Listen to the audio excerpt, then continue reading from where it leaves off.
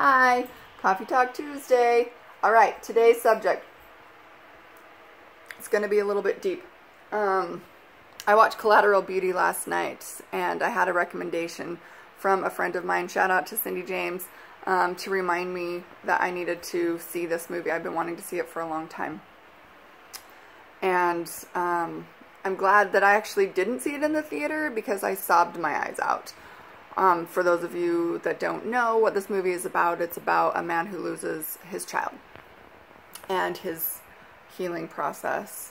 You know, when something horrific happens, like the loss of a child, it really does take time, and everybody's journey is different. And that's what I really liked about this movie, is it really talks about everybody's process through it, and how everybody's going through their own things, and as a collective we are here for each other.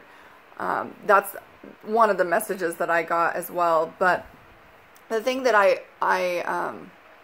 really wanted to touch on today was when they talked about, he focused on death, time, and love. And he talks about negotiating, how he wanted to negotiate to take him instead of his daughter, and the time that, you know, that time was stolen from her, and the love, like he had so much love for her, and it just wasn't enough to save her, basically. And so many of us feel this when we're going through the process. But honestly, when you really look at it, and this is kind of the message that starts to come across as well, and I took it into my own healing as well, so that's what I want to talk about as well. Death, there's something with death physically, you never get to physically see them again. There's nothing you can do about it. Once death happens, that's the end. And whatever you believe, whatever you know, your belief system is, death isn't really the end, because we keep them in our hearts. We keep the loss of whoever it is. we keep that memory in our hearts, and that's how they live on. That's why I started to write my bug books, my stories, because I wanted my little boy to keep going and to live on through me, because that's what they do. They live on through us.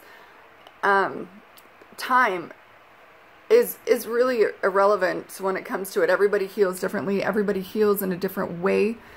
And time doesn't matter.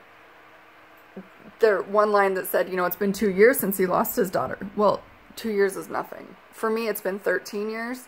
And there are still times, like last night, that I sobbed my eyes out because it was like it was just yesterday that it happened. But then there's times that it's just part of, it is always part of who I am.